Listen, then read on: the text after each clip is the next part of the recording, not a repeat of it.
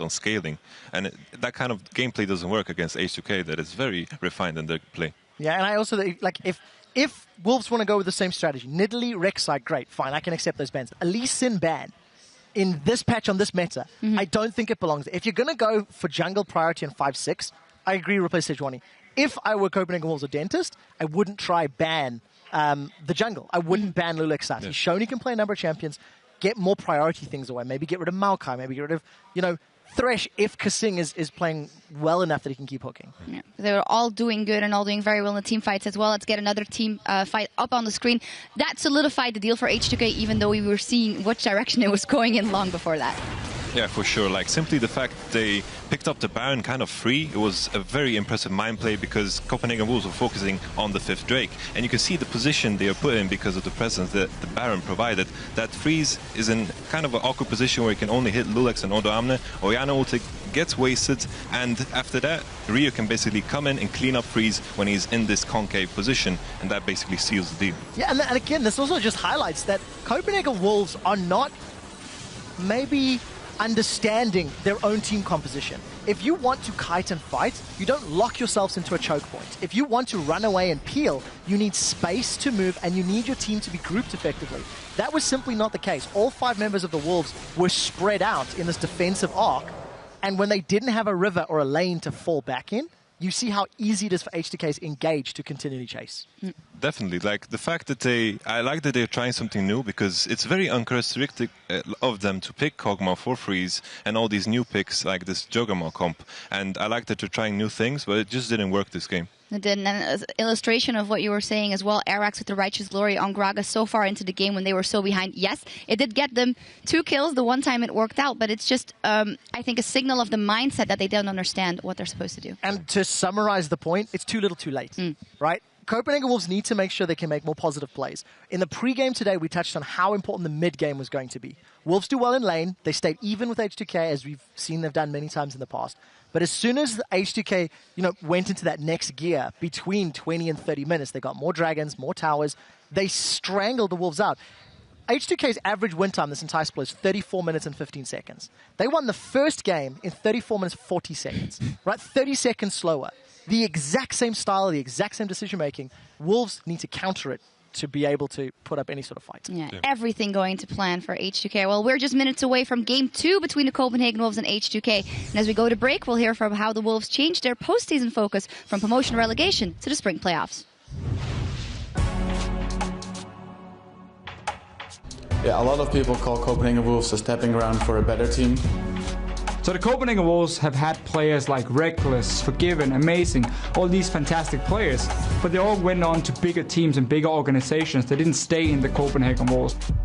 After Forgiven and Amazing left, there were no particular solo players that impressed me like huge. I didn't have a high opinion on them. As such, last place team who's like fighting for relegation isn't really impressive.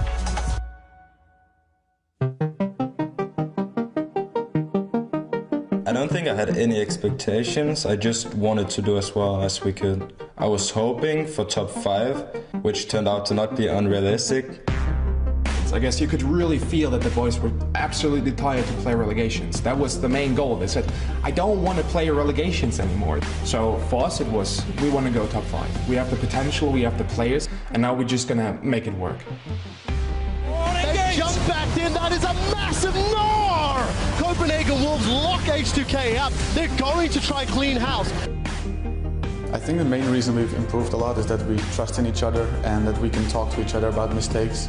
We've also flipped around a bit of our playstyle early in the split where we were trying to play what was meta, and then we decided that we should just play completely to our strengths, which are team fights.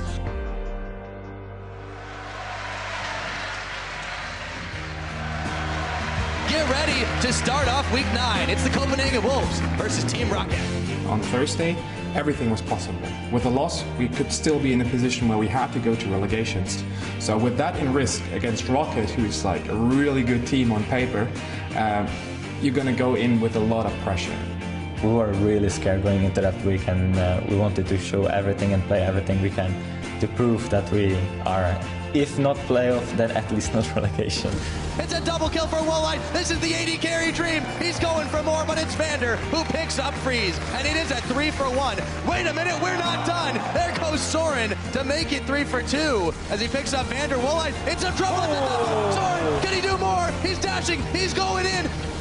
It was a 60-minute game with like back and forth, back and forth, back and forth, and I had no idea how it's gonna end. It's been a hard-fought battle, but the Nexus is bare. The Wolves have done it, and Rocket are out of the playoffs. And when we won that, there was like so much pressure just falling off in my chest. It was incredible. But for me personally, it was like the most fascinating moment in my so far short esports career.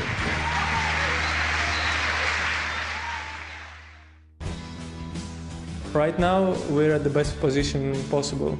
No one expects anything from us. We already done more than people expect, so whatever we do from here on out is a bonus. We can definitely upset, like we are on paper the weaker team in the first round, so we don't have a lot to lose, but we have a lot to win, so we will see.